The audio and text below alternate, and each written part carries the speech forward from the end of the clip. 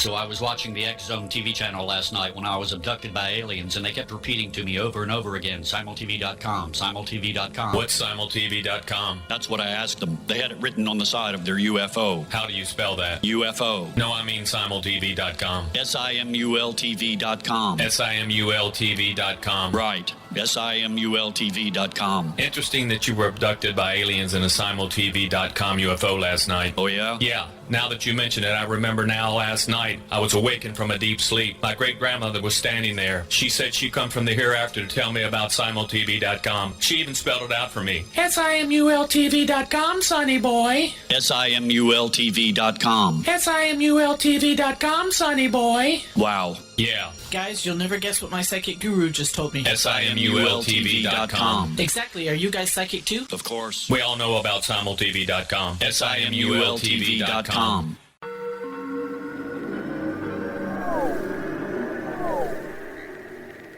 Roswell in the 21st century is a detailed re-examination of the Roswell UFO crash case. I have studied the evidence for more than 30 years, and I now put that evidence under a microscope in a cold case examination of the facts. These facts might not please everyone. They are based on my comprehensive investigation that took years to complete, but they do lead to the conclusion that whatever fell was not built on Earth.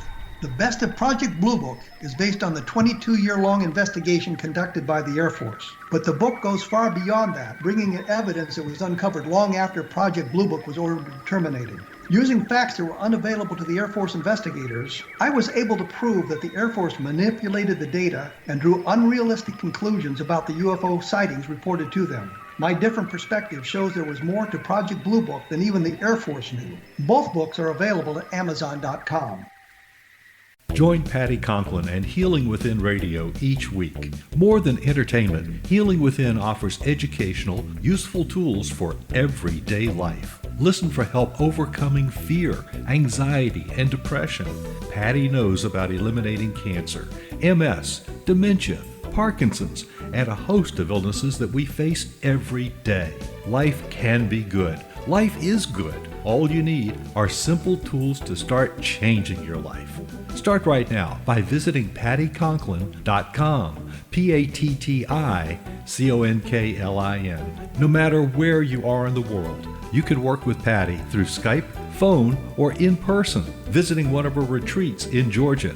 Visit pattyconklin.com today or call our offices at 404-474-0086. That's pattyconklin.com or call 404-474-0086.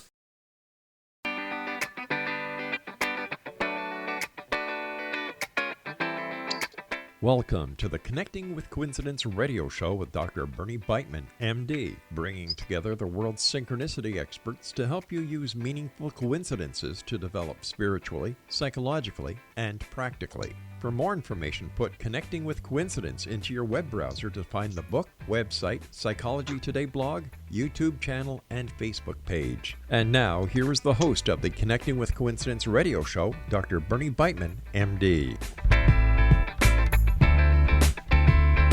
Welcome to the show. Welcome to the show. So glad you are here, our loyal fans, here with us again. And that includes you, Aaron. We are looking into all aspects of coincidences with people from around the world. In case you didn't know it, I'm a medical doctor and a particular kind. I'm a psychiatrist. And my guest today is another psychiatrist who is also interested in coincidences. I'm really glad. It's a great pleasure to talk with another psychiatrist who has so carefully studied coincidences. There is a big difference between us, though. Ralph Lewis, MD, believes that the best explanation for all coincidences is random chance. I believe there's a lot more going on. So welcome to the first debate between two psychiatrists at widely different places on the explanation continuum. Dr. Ralph Lewis, MD, is a psychiatrist at Sunnybrook Health Sciences Centre in Toronto, Canada. He's an assistant professor in the Department of Psychiatry at the University of Toronto and a psycho-oncology consultant at the Odette Cancer Centre in Toronto. He works primarily as a clinician in a time-intensive hospital-based practice. He is the author of the book, Finding Purpose in a Godless World, Why We Care Even If the Universe Doesn't. Like me, he's a blogger for Psychology Today. Dr. Lewis obtained his MD degree in 1990 at the University of Witwatersrand in South Africa, where he grew up. He completed his residency training in psychiatry at the University of Toronto in 1996, and I find very important that he did a clinical research center with a fellowship with a concurrent Masters of Science in Neuroscience. Very important for psychiatrists to keep up on what's going on with the brain. Dr. Lewis says this about himself and his family. He, his wife Karen, and their 3 children try to live a purposeful, inspired lives in a godless world, appreciating the random, precarious, and precious nature of life, and knowing that while the universe doesn't care, people can and do care. Welcome to the show, Ralph.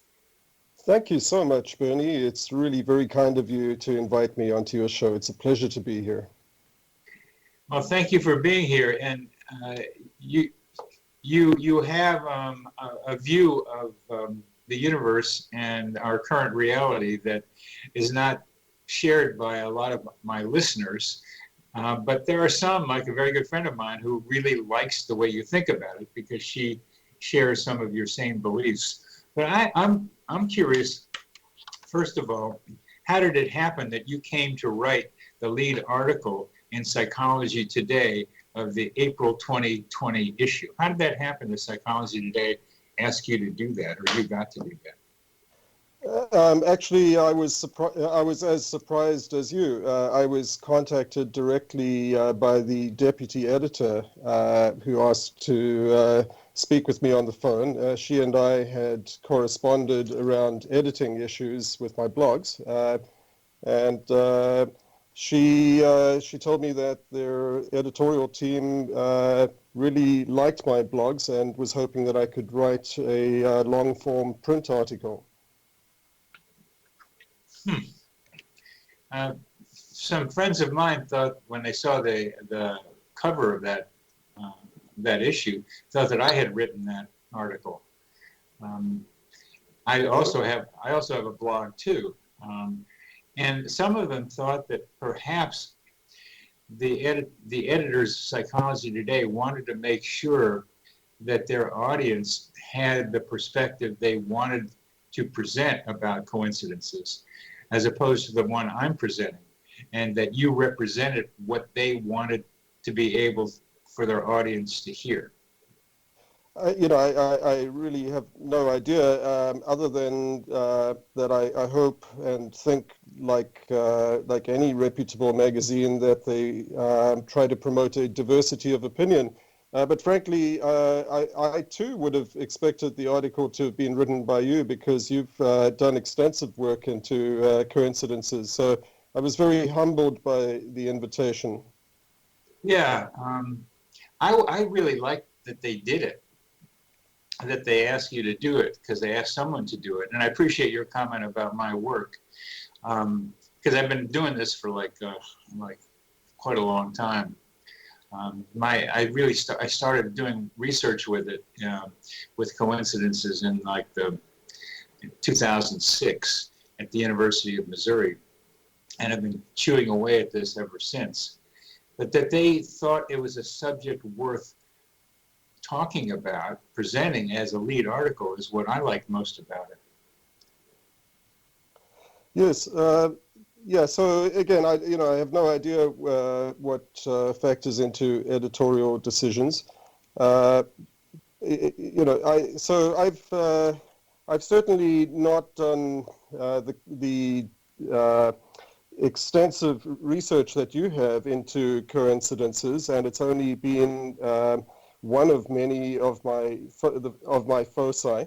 I do like to think, though, and I do take care to ensure that the views that I'm expressing in my blogs and in that article do represent the mainstream scientific consensus. So, again, with all humility, because I myself am not a researcher, an experimental psychiatrist or psychologist. I'm a clinician, but I am meticulous about making sure that whatever I express in my blogs, to the best of my ability, does represent mainstream scientific consensus. Very well said, because I think that's what you are doing. Very mainstream scientific consensus. And that consensus has led you to strongly support the idea that we live in a random universe. And I'd like to hear how you've gotten that conclusion from what you have read about it from mainstream science. Well, so I will say that while I'm not by profession a researcher, I'm a clinician once again. I do read extensively, and I do take care to read the most reputable and once again mainstream scientific sources. So my understanding of the scientific consensus is that there is a convergence of evidence from disparate scientific fields that has been coalescing in recent decades that has reached a fairly confident, never 100% certain, but fairly confident understanding of how the universe and everything within it, including, of course, living creatures, including us, including our consciousness, all of this astoundingly and counterintuitively could have formed in an entirely spontaneous and unguided manner right from the very beginning, which is still, of course, not well understood, but right from the origin of the universe all the way to the present state of complexity of the universe, including us, including our consciousness. But of course, science does not profess to know everything with certainty. Science doesn't even come close to having all the answers. There are varying degrees of confidence with which science asserts different hypotheses. For example, so evolutionary biology is a very mature, very well-established field, whereas cosmology, the study of the origin of the universe, one could say is at an earlier stage of development, still highly sophisticated, but an earlier stage of development historically than evolutionary biology. We do know with an exceedingly high level of confidence from mountains of evidence in evolutionary biology that biological evolution not only could have proceeded spontaneously and unguided, but in fact is utterly incompatible with the notion of being guided toward any purpose. And I know that that among the public mind, it's a very popular idea to think that evolution and the idea of intelligent design are compatible. But there's a high level of confidence among mainstream evolutionary biologists that evolution is utterly incompatible with the notion of any purpose, design, or foresight. We've come to the end of this segment, and we will continue this in our next segment. We're talking with Ralph Lewis, MD, who is the author of Finding Purpose in a Godless World.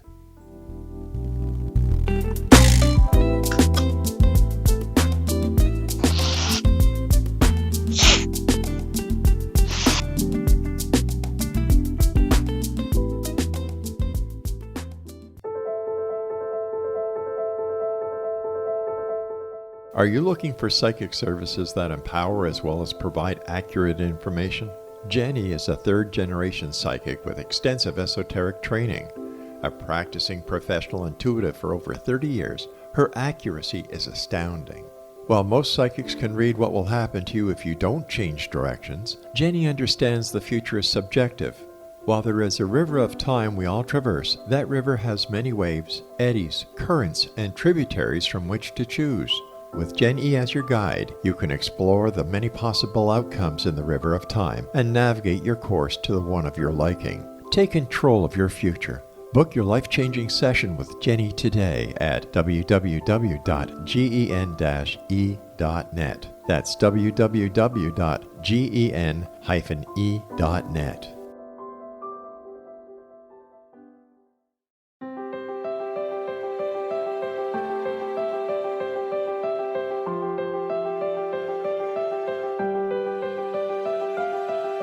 Mission Evolution is dedicated to the well-being of the planet and animals, as well as the evolution of humankind.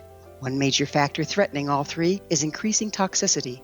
Heavy metals and other environmental toxins are poisoning our bodies, deteriorating our brains, blocking our spiritual connection, and shortening our lives.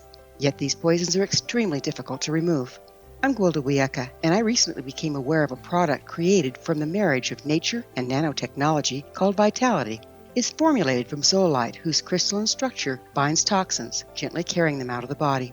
The light is only as clear as the window through which it shines. Clear your body, shine your light into the world. Visit vitalityhappens.com for a 20% discount. Enter code PATHHOME.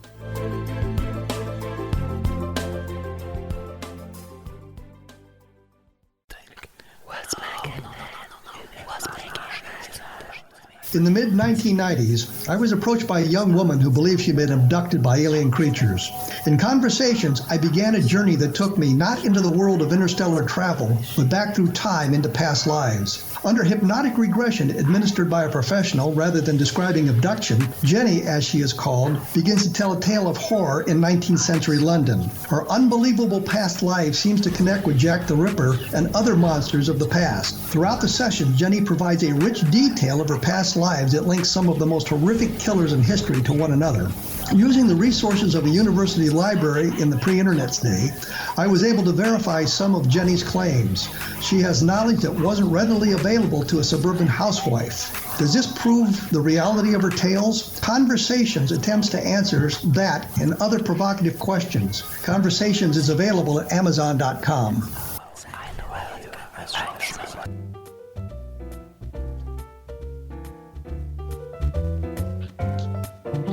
Okay, welcome back to CC with BB. I am your host, Dr. Bernie Beitman, MD. We're talking to Dr. Ralph Lewis, a psychiatrist like me, about coincidences and about how the universe came about. And Dr. Lewis has read a lot. He's really smart and has put things together and speaks well and is able to discuss the findings of mainstream science in a very clear way. You have probably had a little pushback from people who don't believe in a teleology into a purpose of evolutionary biology and of the universe. So I wonder what happened with you and your article and what kind of responses you got to that. Sorry, just to ensure I'm understanding correctly, I think what you're saying is pushback against my saying that evolution is not teleological. And just to define for the sake of your listeners, although many people do understand the term, teleology is the idea that things happen for a reason towards some purpose, towards some goal. And what I was saying before the break is that it's a popular notion that evolution is true. Yes, most of the public do accept that, but they somehow think that it is guided towards some ultimate purpose, some goal, guided in some intelligent way by some kind of designer, some sort of supernatural force. So certainly there's been pushback against my saying that evolution is utterly incompatible with the idea of purpose or goal. Again, I'm just one writer trying to communicate clearly what mainstream science is saying. So this is not my view. I'm just the messenger. Yes, you are. I think that's very worthwhile saying, but it's also that you're a messenger who believes the message. Yes, totally. So yeah. I think you do represent mainstream science in that way, because it fits your belief system. Yes, absolutely, absolutely fair to say, Bernie. Yes, and again, when we talk about belief in the scientific sense, let me also be clear that what scientists mean when they say they believe something is that they accept the prevailing evidence with a very high level of confidence. Scientists, certainly credible scientists, should never say that they believe something with 100% certainty. Science is all about disproving hypotheses. So belief in the scientific sense means accepting a belief with a very, very high level of confidence. And what I was saying is that evolutionary biology presents some of the strongest evidence available in all of science, and it is thought with a high level of confidence to be utterly incompatible with the notion of being guided towards some purpose by some intelligent designer. And yes, people do push back against that because it's counterintuitive. And one really does need to have more than a hand-waving, impressionistic understanding of evolution to understand why. Because it's not immediately apparent or intuitively obvious as to how such enormous complexity, such remarkable, clever complexity could have arisen unguided. And let me just add one more footnote, which is that evolution is most certainly not a random process. It is a non-random process guided by natural selection and sexual selection, but it is unguided. It is spontaneous and unguided. Those are the words that I prefer to use, so people don't misunderstand and think that scientists are claiming that all of this just assembled itself randomly. At bottom, fundamentally, the universe can be understood as random, but random processes can actually give rise to non-random processes. And so here you're talking about complexity theory and chaos theory, which are beginning to tell us how what appears to be random can come up with predictable outcomes. And I think that those theories have great application in some parts of life, and yet have to be more carefully applied to evolution. But let's try not to get into too much of the abstraction, except for one form of abstraction, the idea that consciousness has emerged from this non-random process from the brain, that consciousness is a product of the brain. Could you talk about how you think that has been demonstrated?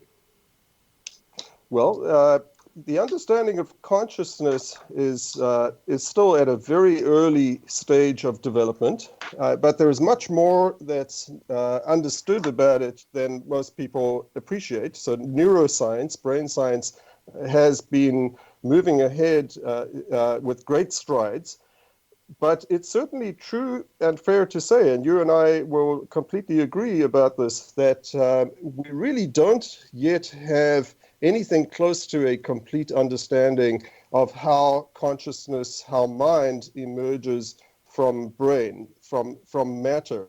But what I am saying, or again reflecting from the scientific consensus, is that we do have very strong inklings, very strong indications, with plausible ideas, still in their infancy, to be sure, but plausible ideas of how the mind could emerge from the brain and how its far more likely that the mind is entirely and only the product of the brain, and that that matter came first and mind came later in the universe. That's the sequence is interesting to wonder about, but the openness to the question is what we're now talking about. And you have, let me say, a belief that is less based on evidence now that consciousness emerged from the brain. As you're saying, neuroscience is proceeding rapidly to look at how the brain works, but it can't answer questions of what I will call telepathy. And they can't answer questions specifically about an experience I had with my father. Well, while my father was dying 3,000 miles away, unknown to me that he was dying, he was choking on his own blood, dying, and I was choking 3,000 miles away in a way that was uncontrollable, that I had never done before and have not since, that strongly suggested that I was experiencing what he was experiencing 3,000 miles away. And that was one of the stimuli that got me to getting into studying coincidences. And so part of my early research was to ask people if they had experiences like this. And the 1,000 people that we asked by questionnaire said that happened to them sometimes, that it was not an uncommon experience. And there are other reports from Ian Stevenson here at the University of Virginia of the same kind of phenomenon. And I ask you, how do you address that kind of experience? Yes, and Bernie, when I read that story for the first time, the story about your father, I was deeply moved, and I can certainly understand and relate to how that influenced you profoundly in this direction. And you're right, many people report similar eerie, spine-tingling coincidences. The short answer is that coincidences do not mean anything when we look at backwards with hindsight after the fact. Coincidence would only be truly impressive if it was a prediction made before the fact. So if now, I mean, this sounds inane, of course, and I don't for a moment want to trivialize your experience. But if you had made a prediction ahead of time that particular incident would occur at that particular time, and then it did, that would be truly, truly impressive and eerie. And that is the structure of scientific experiment, is forming an hypothesis and testing the hypothesis, a prediction, and carefully, meticulously, obsessively trying to control for all possible sources of bias and inadvertent influence that might creep in unbeknown to the experimenter. It's terribly difficult to catch these wild phenomena out there in the real world. I would have had to know that my father was going to be dying of bleeding into his throat in order to be able to make that prediction. And I wouldn't have known. I didn't know that. The people who were taking care of him didn't know that he was even close to death at the time. So it would have been a difficult prediction to make. So it's a lot to ask for what I also think is a young science exploring stuff like this. Although there are stories and good research. Dean Radin does it and has done over and over again research on telepathic kinds of experiences in the laboratory. But when telepathic and psi experiments are reported, they tend to be refused by mainstream science because they don't fit the current ways of people thinking. We've come to the end of this segment. We're talking with Dr. Ralph Lewis, MD, another psychiatrist, author of Finding Purpose in a Godless World, Why Care Even If the Universe Doesn't.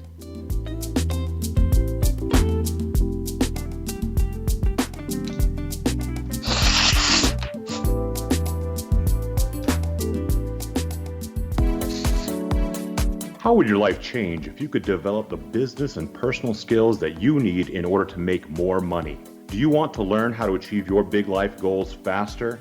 Then go to findhiddenmoney.com and get the Goal for It online course. The course teaches you how you can set and achieve your biggest goals while completely overcoming the roadblocks to your goals so that you can realize your dreams and imagine more success. Go to findhiddenmoney.com.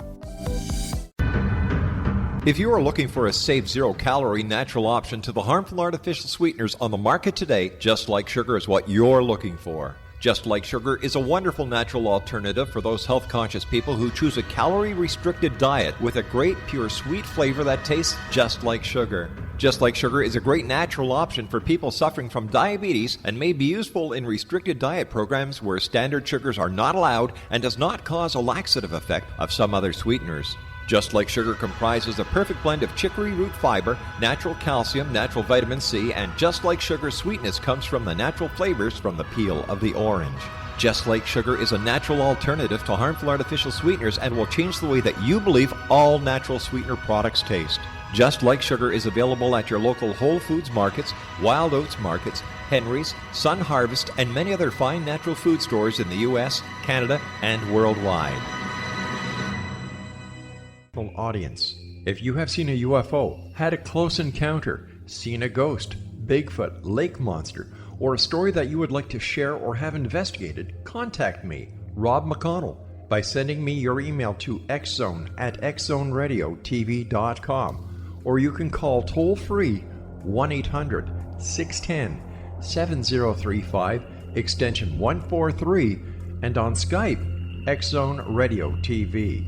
For more information on the X-Zone Radio TV show with yours truly, Rob McConnell, visit www.xzoneradiotv.com or www.xzonetvchannel.com or simultv.com and xzbn.net.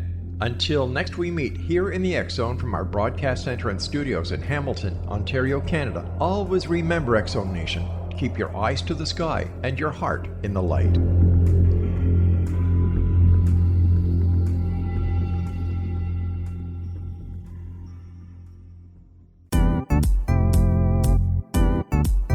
Memorable dynamic presentations are a not-so-secret weapon in the business world. Do you have a powerful message that must be shared, but you haven't found a way to deliver that message? Do you want to be known as a top public speaker who gets amazing results? Are you ready to create and deliver your powerful message? Thomas Hides can help you create and deliver your speech to get the results you desire. Visit iconquality.com. Welcome back to CC with BB. I'm your host, Dr. Bernie Beitman, MD.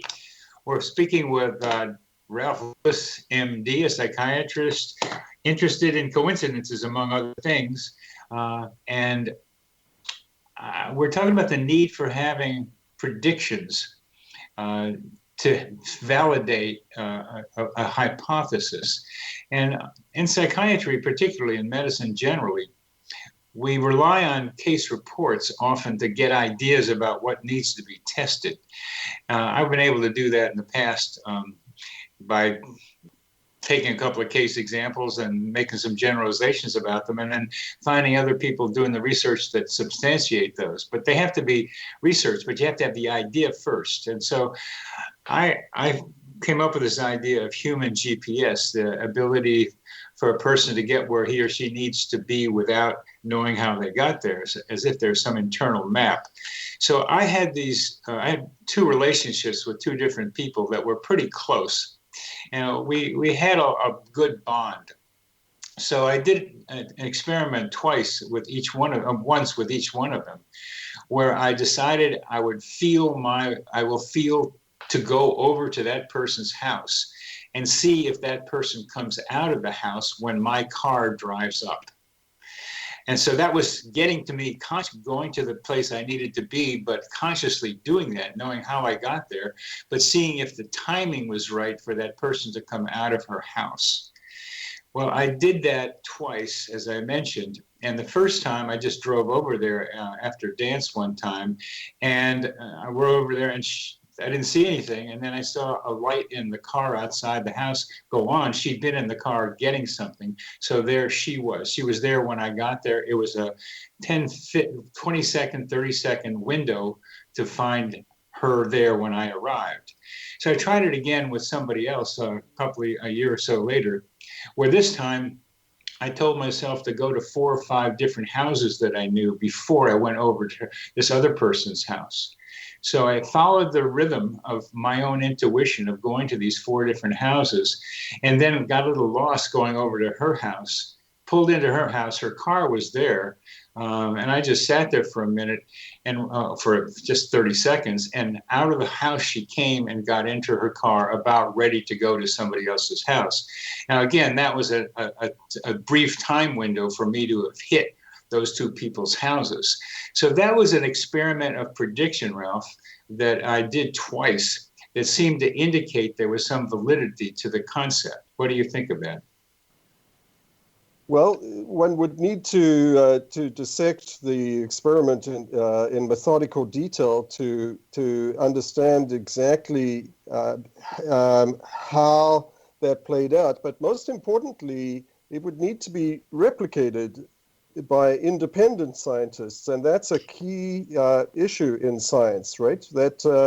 And that's really the problem with Dean Radin's research as well, is the lack of reliable independent replication, and furthermore the exclusion of all other sources of influence, unconscious and unintended, of course.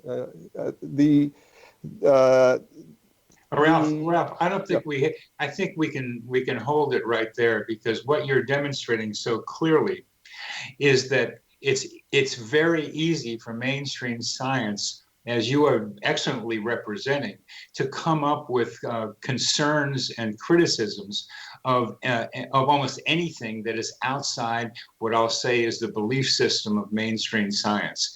And I'm going to ask for your agreement here, but not necessarily expect it.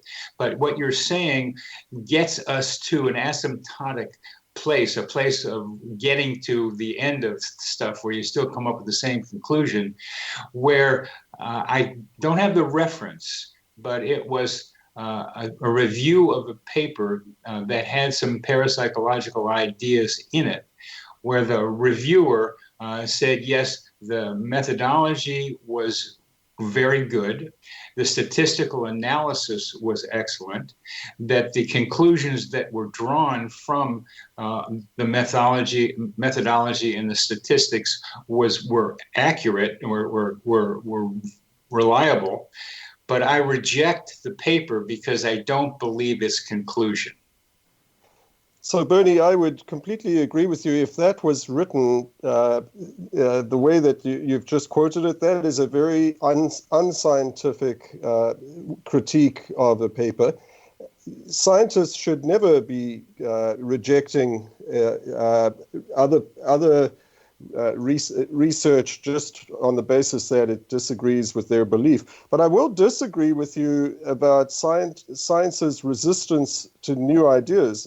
Science has been revolutionized many times by new ideas when the evidence was strong and methodical and replicated. And you know, if your ideas are in fact reliably replicated, or if Dean Radin's ideas are reliably replicated, we're talking about a potential Nobel Prize. I mean, you could get the Nobel Prize if your research is reliably and independently validated, because this would be the most exciting revolutionary breakthrough in all of science. And scientists are always highly motivated to try to overturn conventional orthodoxy.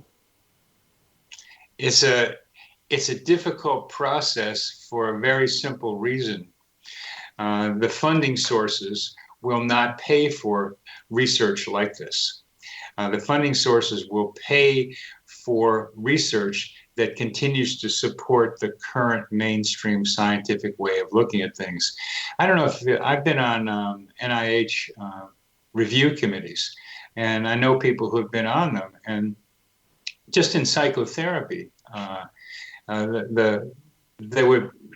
they would get people on those review committees who were very interested in one form of psychotherapy, like cognitive therapy, for example, and wouldn't support research that was not done in a cognitive therapy way. I was very interested for a long time in integrative psychotherapy, trying to say that there's a lot more in a psychotherapy than just the one school, that psychotherapy is a noun and cognitive therapy, psychodynamic therapy are verbs or adjectives. So these adjectives describe a noun. What's the noun? And that's what I was trying to be able to make some sense out of. I got some positive attention for that, but it was still mostly research mostly supporting the mainstream ideas of the current accepted paradigm.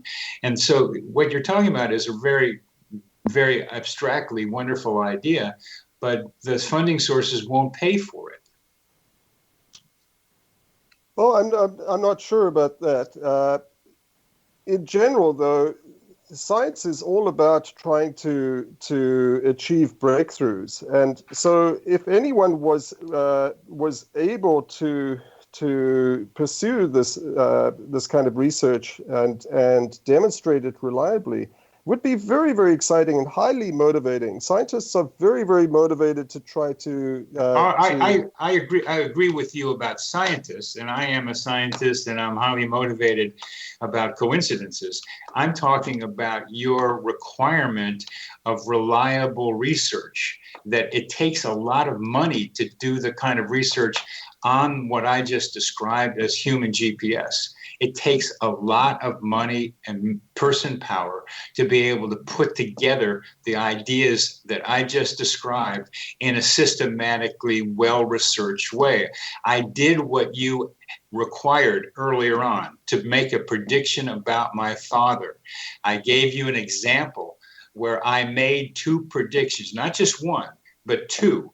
And then it came out to be what I predicted it might be. And yet what you did was go on and say it needed more study. Of course it did. But I was answering your question about prediction, and you could not accept what I said, even though I gave you a study, my own, that fit the requirement that you have. I think that's a slippery way of thinking, Ralph. Well, okay, but Bernie, here's another question. What let's assume that your whole theory is correct. What would the mechanism be? How would you explain how this occurs in ways that are compatible with pretty much the entire body of scientific knowledge? So it's one thing to overturn a prevailing orthodoxy in science, but the implication of what you're saying, if what you're saying was correct, it would actually overturn all of science pretty much for the last 4 centuries. We'd have to start over, because everything that has been established and all of the highly reliably, confidently validated data would have to be wrong, because it's completely and utterly incompatible with what you're proposing. I don't think so. I think what I'm describing is compatible. I'm not a big revolutionary in that sense. I'm a continuum guy, stretching the ideas of science. We're coming near the end of this, but as a partial answer to your question, how to explain it, I ran across grid cells in the hippocampus, the CA3 area of the hippocampus, and place cells as a way of knowing a creature's capacity to know where he or she is in a 3-dimensional surroundings. And that became a way of understanding human GPS. Well, we can go to that in the next segment. We're talking with Dr. Ralph Lewis, MD, who is the author of Finding Purpose in a Godless World, Why We Care Even If the Universe Doesn't.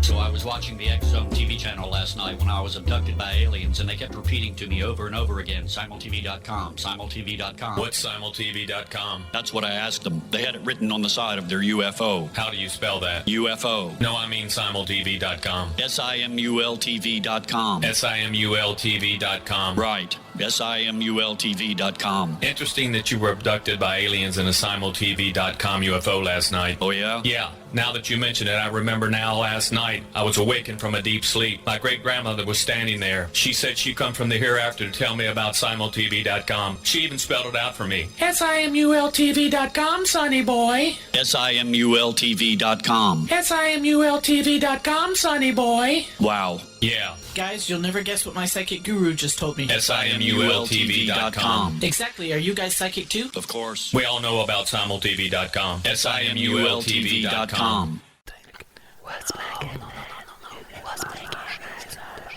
In the mid-1990s, I was approached by a young woman who believed she'd been abducted by alien creatures. In conversations, I began a journey that took me not into the world of interstellar travel, but back through time into past lives. Under hypnotic regression administered by a professional rather than describing abduction, Jenny, as she is called, begins to tell a tale of horror in 19th century London. Her unbelievable past life seems to connect with Jack the Ripper and other monsters of the past. Throughout the session, Jenny provides a rich detail of her past lives that links some of the most horrific killers in history to one another. Using the resources of a university library in the pre-internet's day, I was able to verify some of Jenny's claims. She has knowledge that wasn't readily available to a suburban housewife. Does this prove the reality of her tales? Conversations attempts to answer that and other provocative questions. Conversations is available at Amazon.com.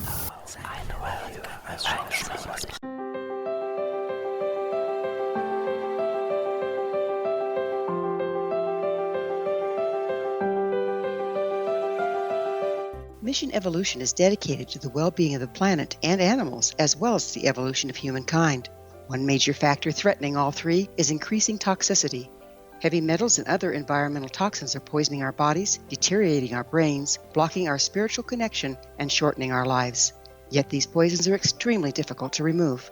I'm Gwilda Wiyaka, and I recently became aware of a product created from the marriage of nature and nanotechnology called Vitality. It's formulated from zoolite, whose crystalline structure binds toxins, gently carrying them out of the body. The light is only as clear as the window through which it shines. Clear your body, shine your light into the world. Visit vitalityhappens.com for a 20% discount. Enter code PATHHOME.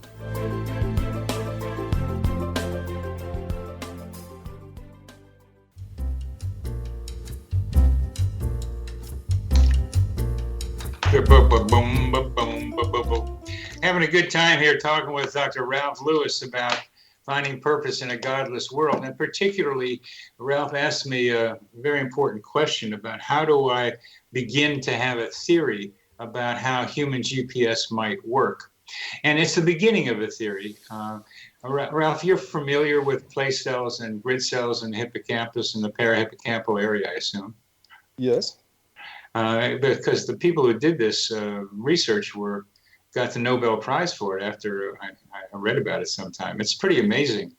So I was trying to see how well the brain is able to track position in space. Now, this doesn't answer the whole question. It doesn't by any means, but it says that we are able to know where we are in space, that the brain tracks it, and that we have memories of it. We have maps. And they call it human GPS. They call it GPS also. So it's not an answer to your question, Ralph, about how I explain how I ended up at these two people's houses at the right time, because the timing part of it is another variable in this. But it's still a beginning structure to answering. It's not a full answer, but it's a beginning of a way of understanding it. Yes, okay. Because I want to go to the brain too, Ralph. I mean, I want to see how mind and brain are interacting with each other, because you and I in psychiatry are in the mind-brain profession. Absolutely. We give pills that change the mind. We do psychotherapy, which changes the brain, each of which has been clearly demonstrated with neuroscience research. So I've been fascinated with how mind and brain interact for a long time, and so have a lot of philosophers. How do mind and brain interact? And that question is at the heart of what we do as clinicians, even though we don't think about it all the time. So I want to know, and coincidences become a way for me to understand it. That's part of the way I got into it. So what is your understanding of how mind and brain interact with each other these days?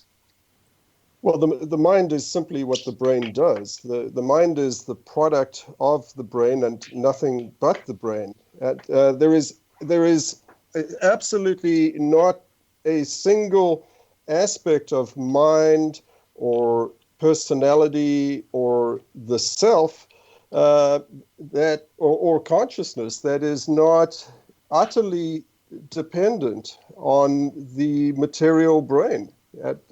We don't know yet how consciousness emerges from the brain. We don't understand the mechanism, but we do know that it is 100% dependent and correlates exactly with the material brain. And what do you do about people who have near-death experiences where the brain is not functional? Well, those have been completely debunked. There is no credible evidence for any of that. There are beliefs, but there is no reliable evidence for that. And for that matter, there is no reliable, independently replicated evidence for any paranormal phenomena.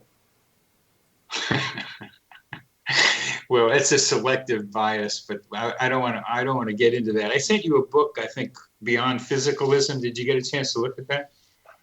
Yes. Well, actually, Beyond Physicalism was the book you were going to send me. That was the sequel to the book you did send me, which was Irreducible Mind. Yes, Irreducible Mind. Yeah. So, of course, I have not been able to read that book. 800 pages of it. Oh, yeah. I've been very busy clinically during COVID. But I did look at it, and I looked at reviews of it, and I understand the points that the authors are very valiantly trying to make. Well, okay, I think it's so useful for us to be talking like this for our audience, because we clearly differ in what we think is true about reality, and you base it on very, very well-read scientific ideas that you have gone through and digested. And I respect you for that, for having really filtered in your reading the way mainstream science thinks. But it's a belief that you have, and a belief that I don't know where you got it, but one that is supported by what you read. That one of the things that I've come to see as a therapist, not even trying to talk about parapsychological things, as a therapist, is it's not that it's believing is seeing. It's not just seeing is believing. Seeing is believing may give us more information about what's happening, but a lot of what we do is believe and then see what we want to see. And I agree. And I see, and you agree with that. Yeah, I've actually written about that and used that exact phrase, believing is seeing, in at least a couple of my blogs. Yes, I do agree. And where are you applying that, Ralph? Well, I think you and I understand this in similar ways, that we form hypotheses in our minds. It's an important way in which the brain operates, right? The brain, in fact, it's the very definition of belief, I think, right? That the brain forms expectations of what will happen next. And then we tend to see patterns that confirm our initial hypothesis. And it's actually quite energy consuming for the brain, because the brain is a physical organ that requires energy. It's energy consuming, in other words, costly, to overturn a belief, to overturn an hypothesis. So generally, the brain seeks confirmation, but only in the face of strong evidence to the contrary will the brain invest the energy and time to reformulate its initial expectations, its initial hypothesis. And I have a belief based on my experiences, that mainstream science has a lot of holes in it that need to be changed, not radically, but modified. And they're based on my experiences. So my belief is that there is more to be done, and much in thinking about the way the world works than the mainstream science beliefs that you cherish. So I think that mainstream science would agree with you about the importance of challenging beliefs and about not investing in beliefs strongly in the first place. So this is the very reason for the scientific method, and this is the reason why science is geared towards disproving hypotheses far more than science is geared towards proving or confirming hypotheses. And science is very, very, very aware of the problems of confirmation bias and pattern seeking and all of the cognitive biases. And that's why scientists are obsessional, meticulous about trying to control for and remove those biases and really to remove subjectivity or to neutralize subjectivity and belief in the scientific method. Well, if we go along, we're getting near the end of our show, Ralph, but if we go along with the idea that believing is seeing, then that also applies to scientific experiments, that experiments are designed to confirm beliefs of the person doing the experiment. Well, I would say they're designed to disconfirm the beliefs, the hypotheses, or at least that's what good science should be doing. It's hard to get away from the believing is seeing, and I think you say it very nicely, that it takes a lot of energy to be able to change a belief, so that when people are set up experiments and in ways that are much more subtle than I can really describe, they design it in ways to confirm the belief that they have, even if it's an attempt at disconfirming, or even if it's a desire to disconfirm. If they want to disconfirm it, that influences the results. We're not separate from our environment.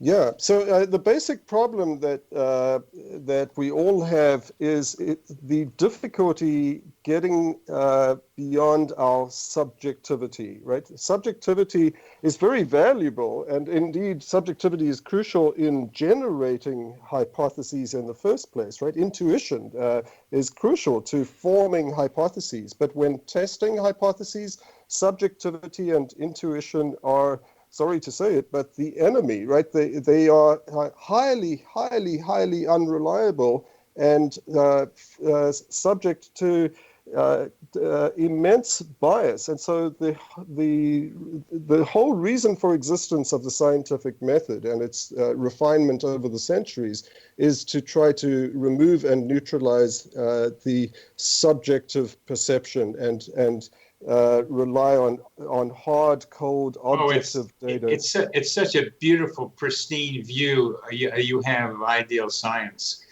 I participated in enough drug studies to know how much bias there is in those studies.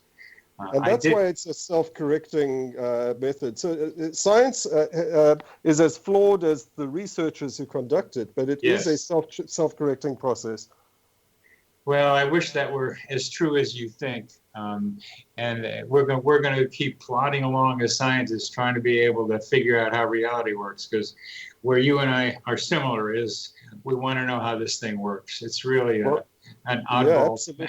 What do we do? And our lives depend on science right now, as we all know, with COVID. And it's being denied by too many other people. So, Ralph, thank you very, very much for being on the show. It's a pleasure to meet you and talk with you. And very generous of you, Bernie. A real pleasure. Thank you so much for having me on your show. You're welcome.